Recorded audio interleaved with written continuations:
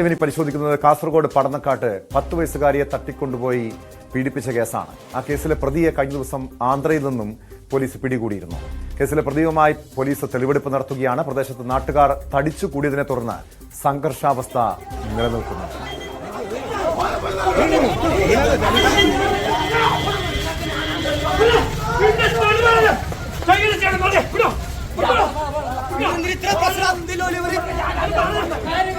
ചെറിയ കുഞ്ഞിനെങ്ങനെ ചെയ്യില്ലാമോ എന്തിനു മുഖം മറക്കേണ്ട ആവശ്യം? അതിന്റെ ആവശ്യമില്ല. ഓനെ മുഖം കാട്ടിക്കട്ടെ. ഇത്രയും ചെറിയ കുഞ്ഞിനെങ്ങനെ ആക്കുമ്പോൾ എന്തിനു മുഖം മറക്കേണ്ട ആവശ്യം?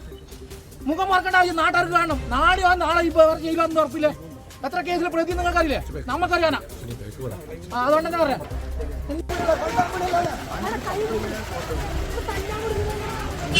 ഈ സംഭവം നടന്നതിന് ശേഷം നമ്മളൊരു പ്രത്യേക ടീമിനെ കോൺസ്റ്റിറ്റ്യൂട്ട് ചെയ്തായിരുന്നു.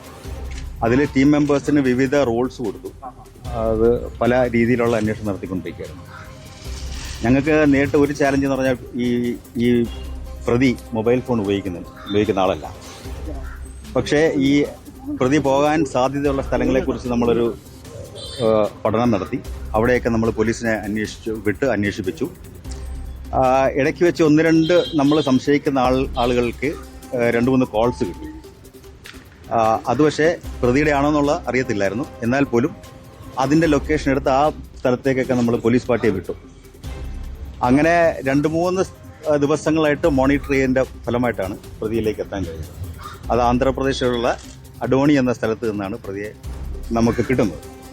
മൊബൈൽ ആരുടെ ഫോണുകൾ ഇയാൾ ഉപയോഗിക്കുന്നത്? അത് റാൻഡമായിട്ട് ഏതെങ്കിലും സ്ഥലത്ത് നിന്ന് ആൾക്കാരെ കാണും. അവരുടെ നിന്ന് മൊബൈൽ യൂസ് ചെയ്യാൻ വേണ്ടി വാങ്ങിച്ച് വിളിക്കുന്നതാണ്. ഈ കുറ്റകൃത്യത്തിലേക്ക് വരുന്നത് എങ്ങനെയാണ്? നേരത്തെ പെൺകുട്ടി പ്ലാൻ ചെയ്ത് വന്നതാണോ അതിൽ യാദൃശ്ചികമായി വരുന്നതാണോ? എങ്ങനെയാണ്? പ്രതിക്ക് ഒരു ക്രിമിനൽ മെന്റാലിറ്റി ഉള്ള വ്യക്തിയാണ്. നേരത്തെ 2-3 കേസുകളിൽ പ്രതിയാണ്. സമാനമായ ഒരു കേസ് 2022 അപ്പോൾ പ്രതി രാത്രി കാലങ്ങളിൽ ഇങ്ങനെ ഇറങ്ങി നടക്കുന്ന ഒരു സ്വഭാവമുണ്ട്. എവിടെങ്കിലും മോഷണമോ അതുപോലെ ഉള്ള കുറ്റകൃത്യങ്ങൾ ചെയ്യാൻ സാധ്യതയുണ്ടോയെന്ന് അന്വേഷിച്ച് നടക്കുന്ന ഒരു വ്യക്തിയാണ്. അങ്ങനെ ഇതിൻ്റെ ഈ സംഭവ ദിവസം നടന്നു വരുമ്പോൾ ഈ ഒരു വീട്ടിൽ നിന്നും ഒരാൾ ഇറങ്ങി പോകുന്നത് കണ്ടു. അങ്ങനെ ആ വീട്ടിൽ എന്തെങ്കിലും മോഷണമോ മറ്റോ ചെയ്യാൻ സാധ്യതയുണ്ടോ എന്നറിയാൻ വേണ്ടി വീട്ടിൽ കയറിയപ്പോൾ കുട്ടി കിടക്കുന്നത് കണ്ടു. അങ്ങനെ കുട്ടിയെ എടുത്തുകൊണ്ട് പോയിട്ടാണ് ഈ പ്രവൃത്തി ചെയ്തത്. കുടുക സ്വദേശിയായ സലീം എന്ന സൽമാനെ ആന്ധ്രയിലെ അഡോണിയിൽ നിന്ന് കഴിഞ്ഞ ദിവസമാണ് പിടികൂടിയത്. ഇയാളെ ഉച്ചയ്ക്ക് ശേഷം ഹോസ്ദുർഗ് 1ാം ക്ലാസ് മജിസ്ട്രേറ്റ് കോടതിയിൽ ഹാജരാക്കും. KB ബൈജു ചേരുന്നുണ്ട് കാസർഗോഡ് നിന്ന് ഈ വാർത്തയുടെ വിശദാംശങ്ങളുമായി. ബൈജു, കഴിഞ്ഞ ദിവസം ആന്ധ്രയിൽ നിന്നും പ്രതിയെ പിടികൂടുന്നു. ഇന്ന് തെളിവെടുപ്പിനെത്തിക്കുന്നു. തെളിവെടുപ്പ് പൂർത്തിയായോ? ഇയാളെ ചോദ്യം ചെയ്തെന്നും എന്താണ് ഈ ആക്രമണത്തിന്, ഈ സംഭവത്തിന് പിന്നിലെന്ന കാര്യം വ്യക്തമായിട്ടുണ്ട്. നേരത്തെ ഈ കുട്ടിയെ തട്ടിക്കൊണ്ടുപോയി പീഡിപ്പിച്ചു എന്ന് പറയുന്നു. എന്നാൽ അതിന് പിന്നിൽ മോഷണമായിരുന്നു ഇയാളുടെ ലക്ഷ്യം. പിന്നീട് ലൈംഗികമായി പെൺകുട്ടിയെ പീഡിപ്പിക്കുകയായിരുന്നു എന്നാണോ ഈ ചോദ്യം ചെയ്യലിൽ നിന്നും മനസ്സിലാക്കാൻ കഴിയുന്നത്?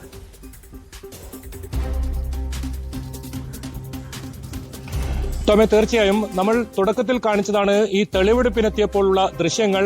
വലിയ പ്രതിഷേധമായിരുന്നു ഇവിടെ ഉണ്ടായിരുന്നത് ജനങ്ങളുടെ ഭാഗത്തു നിന്നും. നമ്മൾ തന്നെ അവരുടെ സൗണ്ട് ബൈറ്റ് കേട്ടു. മുഖം മൂടി മാറ്റണമെന്നായിരുന്നു പ്രധാന ആവശ്യം. ഞങ്ങൾക്ക് പ്രതിയെ കാണണം, ഇയാൾ ഈ വലിയൊരു കുറ്റകൃത്യം ചെയ്ത ആളാണ്, ഇനിയും കുറ്റകൃത്യം ചെയ്യും, അതുകൊണ്ട് ഇയാളുടെ മുഖം കാണിക്കണമെന്ന് ആവശ്യപ്പെട്ടായിരുന്നു ജനങ്ങൾ രംഗത്തെത്തിയത്. മാത്രമല്ല ഇയാളെ മർദ്ദിക്കുന്ന സാഹചര്യം അവിടെ ഉണ്ടായി. ഏതായാലും നേരിയ സംഘർഷം തന്നെ ഉണ്ടായി. പോലീസ് ലാത്തി ചാർജ് നടത്തി. ഏറ്റവും ഒടുവിൽ ഈ തെളിവെടുപ്പ് പൂർത്തിയായാണ് മടങ്ങിയത്. ഏതായാലും തെളിവെടുപ്പ് ഇപ്പോൾ പൂർത്തിയായിരിക്കുന്നു. ഈ സംഭവം നടന്ന സ്ഥലത്തെത്തിച്ചാണ് പ്രതിയെത്തിച്ചാണ് തെളിവെടുപ്പ് നടത്തിയത്. വലിയ ജനക്കൂട്ടമായിരുന്നു ആ സമയത്തൊക്കെ ആ പ്രദേശത്തുണ്ടായിരുന്നത്. എന്തായാലും ഇതിൽ ഏറ്റവും പ്രധാനം ഈ തെളിവെടുപ്പ് തന്നെയാണ്. അത് പോലീസ് ഏതായാലും പൂർത്തിയാക്കിയിട്ടുണ്ട്. ഇനി ഈ കൃത്യത്തിലേക്ക് വന്നാൽ ഇതിൽ പോലീസ് പറയുന്നത് ഇയാളുടെ ലക്ഷ്യം മോഷണമായിരുന്നു. മോഷണത്തിനായാണ് ഇയാൾ ഈ ഭാഗത്തെത്തിയത്. ആ സമയത്ത് വാതിൽ തുറന്നത് കണ്ട് ഇയാൾ അകത്ത് കിടക്കുമ്പോൾ ഈ 10 വയസ്സുകാരി അവിടെ കിടന്നിറങ്ങുകയായിരുന്നു. ഈ കാതിലെ കമ്മൽ ഇയാൾ മോഷ്ടിക്കാനായിരുന്നു ഇയാൾ പദ്ധതിയിട്ടത്. അതിനായി കുട്ടിയെ ഇയാൾ എടുത്ത് പുറത്തേക്ക് കൊണ്ടുവന്നു. പക്ഷേ കുട്ടി അപ്പോഴേക്കും ഉണരുകയും ബഹളം വെക്കുകയും ചെയ്തതോടുകൂടി ഇയാൾ കൊല്ലും എന്ന് പറഞ്ഞ് ഭീഷണിപ്പെടുത്തിയും പിന്നീട് ഇയാളുടെ സ്വഭാവം മാറുകയും ലൈംഗികമായി ഇത്തരത്തിൽ പീഡിപ്പിക്കുന്ന ഒരു സാഹചര്യത്തിലേക്ക് എത്തുകയും ചെയ്തു എന്നാണ് ഇയാളുടെ മൊഴി. അതാണ് പോലീസും പറയുന്നത്. ശരിയാണ്, ഈ കാര്യത്തിൽ വലിയ തോതിലുള്ള സമയം 10 ദിവസത്തിനുള്ളിൽ തന്നെ ഈ പ്രതിയെ പിടികൂടാൻ കഴിഞ്ഞു എന്നത് വലിയ ആശ്വാസമാണ് പോലീസിനെ സംബന്ധിച്ചിടത്തോളം. നിർണായകമായത് ഇയാൾ ഇവിടെ നിന്നും തലശ്ശേരിയിലേക്ക് പോയി, അവിടെ നിന്നും ബാംഗ്ലൂരുവിലേക്ക് പോയി, അവിടെ നിന്നും മഹാരാഷ്ട്രയിലേക്ക് പോയി, പിന്നീടാണ് ആന്ധ്രാപ്രദേശിലേക്ക് എത്തുന്നത്. ഏതായാലും പോലീസിന് മറ്റ് കാര്യങ്ങളില്ലെങ്കിൽ ഇയാളെ പിടികൂടുക വളരെ പ്രയാസമായിരുന്നു. ഇയാൾ കൃത്യമായ 2 ഫോൺ കോളുകൾ ഇയാൾ ബന്ധുവിനെ ഇയാൾ വിളിച്ചിരുന്നു. അതാണ് ഈ കേസിൽ ഏറ്റവും നിർണായകമായത്. ആദ്യത്തെ ഫോൺ കോൾ എത്തിയപ്പോൾ തന്നെ പോലീസ് ആന്ധ്രാപ്രദേശിലേക്ക് പുറപ്പെട്ടിരുന്നു. പിന്നീട് രണ്ടാമത്തെ ഫോൺ കോൾ വരുമ്പോൾ കൃത്യമായി ഇയാൾ ലൊക്കേഷൻ പിടികൂടിയായിരുന്നു. ഇയാൾ ഇവിടെ നിന്നും മറ്റൊരു സ്ഥലത്തേക്ക് രക്ഷപ്പെടാൻ ഒരു റെയിൽവേ സ്റ്റേഷനിൽ എത്തിയ സമയത്താണ് കൃത്യമായി ഈ സംഘം എത്തുന്നതും ഇയാളെ പിടികൂടുന്നതും. അങ്ങനെയാണ് ഇയാളെ ഇന്നലെ രാത്രിയോടുകൂടി കാസർഗോഡ് എത്തിക്കുന്നത്. ഇയാളെ വിശദമായ ചോദ്യം ചെയ്യലിൽ ഇയാൾ 2 കവർച്ചാ കേസുകൾ കൂടി നടത്തിയതായി ഇയാൾ കുറ്റം സമ്മതിച്ചിട്ടുണ്ട്.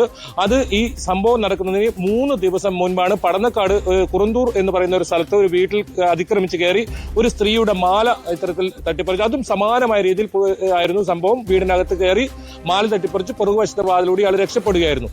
അതേപോലെ മറ്റൊരു കേസും ഇതേ സമാന രീതിയിൽ ഇയാൾ ചെയ്തിരുന്നു. ഇത് രണ്ടും ഇയാൾ കുറ്റം സമ്മതിച്ചിട്ടുണ്ട്. ഇതിൽ ഹോസ്ദുർഗ് പോലീസ് 2 കേസുകൾ കൂടി ഇയാൾക്കെതിരെ രജിസ്റ്റർ ചെയ്തിട്ടുമുണ്ട്. എന്തായാലും ഇനി ഈ കമ്മൽ ഇയാൾ വിറ്റത് കൂത്തുപറമ്പുള്ള ഒരു ഇയാളൊരു സ്ഥിരം കുറ്റവാളിയാണ് എന്ന കാര്യം ഇപ്പൊ പോലീസിന് വ്യക്തമായിട്ടുണ്ട്. നേരത്തെ മറ്റ് തരത്തിലുള്ള ക്രിമിനൽ സ്വഭാവമുള്ള വ്യക്തിയാണ്, ലൈംഗിക വൈകൃതമുള്ള വ്യക്തിയാണ് ഈ സലീം എന്നായിരുന്നല്ലോ പോലീസ് നൽകിയിരുന്ന വിവരങ്ങൾ. പക്ഷേ ഇയാളുടെ പ്രധാനപ്പെട്ട ലക്ഷ്യം മോഷണം തന്നെയാണ് എന്നാണ് മനസ്സിലാക്കാൻ കഴിയുന്നത്. ബൈജു സൂചിപ്പിച്ചതുപോലെ ഇതിനു മുൻപ് കാസർഗോഡ് ഈ സമീപ ദിവസങ്ങളുണ്ടായ മറ്റ് കവർച്ചാ കേസുകളുടെ പിന്നിലും ഈ സലീമാണ് എന്ന് പോലീസിന് വ്യക്തമായത് ഇയാളെ പിടികൂടി ചോദ്യം ചെയ്തതിൽ നിന്നാണോ?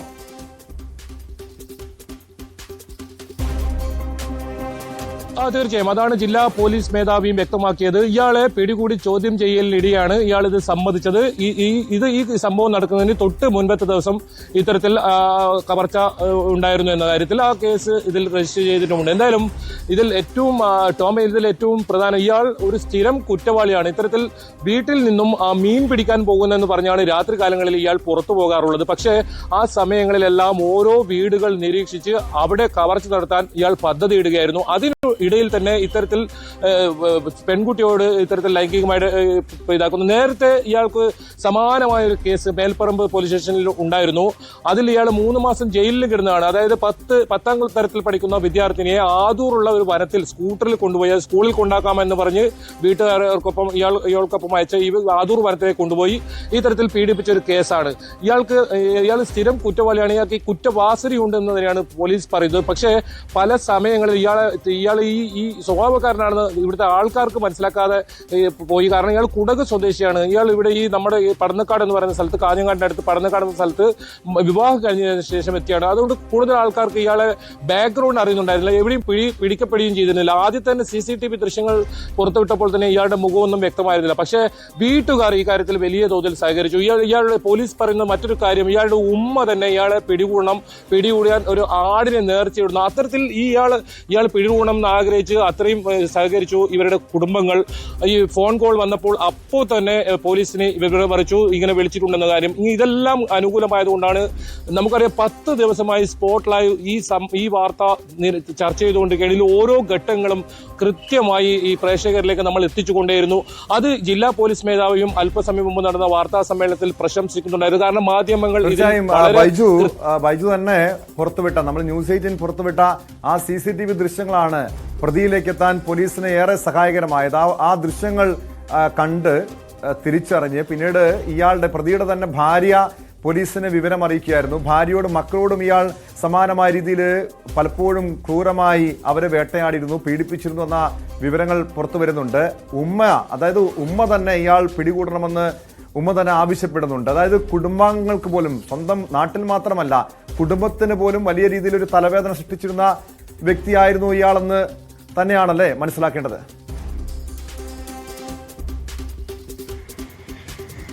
തീർച്ചയായും ടോമി, അതാണ് നേരത്തെ തന്നെ ഞാൻ സൂചിപ്പിച്ചത്. കാരണം ഇയാളുടെ കുടകിലായിരുന്നു താമസം. കുടകിലാണ് ഇയാളുടെ സ്വന്തം മാതാവുള്ളത്. അവിടെ 2 കേസുകൾ, അതായത് മാല തട്ടിപ്പറിച്ചതുമായി ബന്ധപ്പെട്ട് 2 കേസുകൾ മടിക്കേരിയും സുള്ളിയിലുമുണ്ട്. അവിടെ നിന്നും അയാൾ ഇത്തരത്തിൽ കേരളത്തിലേക്ക് എത്തി, ഈ പടന്നക്കാടെത്തി ഇത്തരത്തിൽ കുറ്റകൃത്യം ചെയ്യുകയായിരുന്നു. ഈ ഉമ്മ ഇപ്പോൾ കുടകിലാണുള്ളത്. ഈ പോലീസ് അന്വേഷണ സംഘം അവിടെ എത്തിയപ്പോൾ ആ ഉമ്മ തന്നെയാണ് ഈ പോലീസുകാരോട് ഇങ്ങനെ ഇത്തരത്തിൽ പറഞ്ഞത്. അതായത് ഇയാളെ പിടികൂടിയാൽ ഒരു നേർച്ച, സാധാരണ നമ്മുടെ നാട്ടിൽ പറയും നേർച്ച, ആടിനെ നേർച്ചയിടുമെന്നൊക്കെ, അത്തരത്തിലൊരു നേർച്ചയിട്ട് ഇവനെ പിടികൂടണം, അത്രയും ഒരു ക്രിമിനൽ സ്വഭാവമാണ് ഇയാൾക്കുള്ളതെന്ന് സ്വന്തം ഉമ്മ പോലും തിരിച്ചറിയുന്നു. അത് മാത്രമല്ല, ഇയാൾ ഭാര്യയും അതുപോലെ തന്നെ 4 കുട്ടികളാണ് ഇയാൾക്കുള്ളത്, 4 മക്കളാണുള്ളത്. ഈ 4 മക്കളെയും ഉപദ്രവിക്കാറുണ്ടെന്നാണ് പോലീസ് പറയുന്നത്.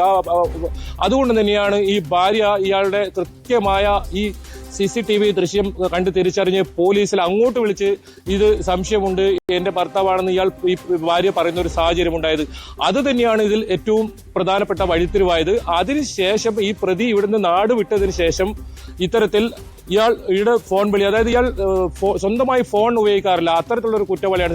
ഏതെങ്കിലും കുറ്റകൃത്യം ചെയ്താൽ പിടിക്കപ്പെടരുത് എന്ന് കണക്കൂട്ടി കൃത്യമായി നീങ്ങുന്ന ഒരു കുറ്റവാളി എന്ന് വേണം ഇതിൽ നിന്ന് മനസ്സിലാക്കാൻ. അത് തന്നെയാണ് ജില്ലാ പോലീസ് മേധാവി പറഞ്ഞത്, ഇയാളൊരു ക്രിമിനൽ സ്വഭാവമുള്ള ആളാണെന്ന്. ഇയാൾ അത്തരത്തിൽ പലരുടെയും ഫോൺ എടുത്ത് ഇത്തരത്തിൽ വിളിക്കുന്ന ഒരു സാഹചര്യം. അങ്ങനെ ഇയാളുടെ ഒരു ബന്ധുവിനെ ഇയാൾ ഫോൺ വിളിച്ചതാണ്.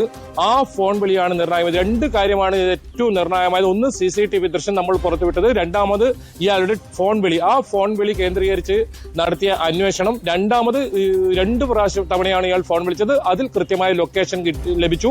ആ ലൊക്കേഷനിൽ കൃത്യമായി ഈ സംഘം പോയി ഇയാളെ സാഹസികമായാണ് പിടികൂടിയത്. തെളിവെടുപ്പ് പൂർത്തിയാക്കും, അതിനുശേഷം കോടതിയിൽ ഹാജരാക്കും. പ്രതിയെ വീണ്ടും കസ്റ്റഡിയിൽ വാങ്ങാനുള്ള സാധ്യതയുണ്ടോ? കാരണം ബൈജു സൂചിപ്പിച്ചതുപോലെ നിരവധി ക്രിമിനൽ കേസുകളിൽ ഇയാൾ പ്രതിയാണെന്ന് പോലീസിന് കണ്ടെത്താൻ കഴിഞ്ഞിട്ടുണ്ട്, മനസ്സിലാക്കാൻ കഴിഞ്ഞിട്ടുണ്ട്. പക്ഷേ ഇനിയും ഇയാളെ വിശദമായി ചോദ്യം ചെയ്താൽ, കൂടുതൽ ചോദ്യം ചെയ്താൽ ഇയാളുടെ മറ്റ് ക്രിമിനൽ പശ്ചാത്തലം സംബന്ധിച്ചുള്ള വിവരങ്ങൾ ലഭ്യമാകുമല്ലോ. അതുകൊണ്ട് തന്നെ വീണ്ടും കസ്റ്റഡിയിൽ വാങ്ങാനുള്ള സാധ്യതയുണ്ടോ?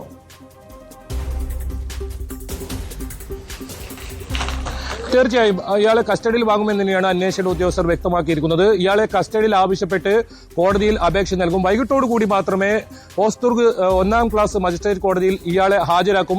ഇനിയും തെളിവെടുപ്പ് നടത്തേണ്ടതുണ്ട്. ഞാൻ നേരത്തെ സൂചിപ്പിച്ചതുപോലെ കൂത്തുപറമ്പാണ് ഇയാൾ ഈ കുട്ടിയുടെ സ്വർണ്ണക്കമ്മൽ ഇത്തരത്തിൽ വിൽപ്പന നടത്തിയത്. അവിടെ കൊണ്ടുപോയി ഇത്തരത്തിൽ തെളിവെടുപ്പ് നടത്തേണ്ടതുണ്ട്. ഏതായാലും ഇന്ന് പോലീസിന് അതിനൊരു സമയം ലഭിച്ചിട്ടില്ല. അതുകൊണ്ട് തന്നെ കസ്റ്റഡിയിൽ വാങ്ങിയതിനു ശേഷം അത്തരം തെളിവുകൾ ശേഖരിക്കുക. ഇയാളുടെ വസ്ത്രം, അന്ന് ധരിച്ചിരുന്ന വസ്ത്രം കണ്ടുകിട്ടാനുണ്ട്, അതും പോലീസിന് ഇനി ഉണ്ട്. ഏതായാലും എത്രയും പെട്ടെന്ന് ഇയാളെ കസ്റ്റഡിയിൽ വാങ്ങുക, ഇതിന് മറ്റ് തെളിവുകൾ ശേഖരിക്കുക, അതായത് ശാസ്ത്രീയമായ മുഴുവൻ തെളിവുകളും ഇതിൽ ശേഖരിക്കുക എന്ന് തന്നെയാണ് പോലീസ് ലക്ഷ്യമിടുന്നത്. അത് തന്നെയാണ് പോലീസ് പറഞ്ഞത്. ഏതെങ്കിലും തരത്തിൽ ഇതിന്റെ ഏതെങ്കിലും ഒരു പഴുത് ഉപയോഗിച്ച് ഈ പ്രതി രക്ഷപ്പെടുന്ന സാഹചര്യം ഉണ്ടാകരുത്. അതുകൊണ്ട് കൃത്യമായ ശാസ്ത്രീയമായ തെളിവുകൾ ശേഖരിക്കുക തന്നെയാണ് പോലീസിന്റെ ലക്ഷ്യം.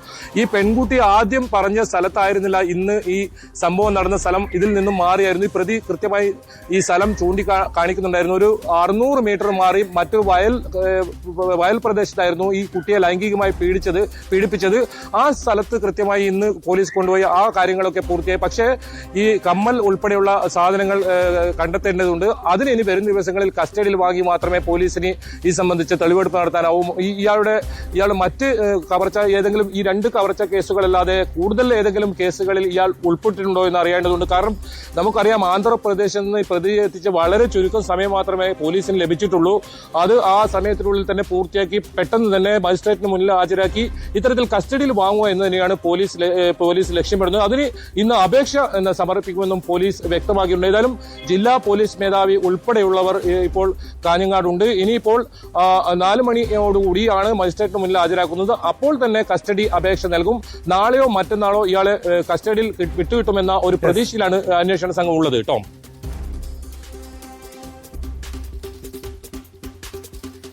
വ്യക്തമാണ്. KB ബൈജു ആണ് വിവരങ്ങൾ നൽകിയത്. ബൈജു സൂചിപ്പിച്ചതുപോലെ ഇയാളുടെ കൂടുതൽ ക്രിമിനൽ പശ്ചാത്തലം സംബന്ധിച്ചുള്ള വിവരങ്ങൾ തേടുകയാണ് പോലീസ്. കോടതിയിൽ ഹാജരാക്കുന്നതിന് ശേഷം വീണ്ടും കസ്റ്റഡി അപേക്ഷ നൽകാനാണ് പോലീസിന്റെ നീക്കം.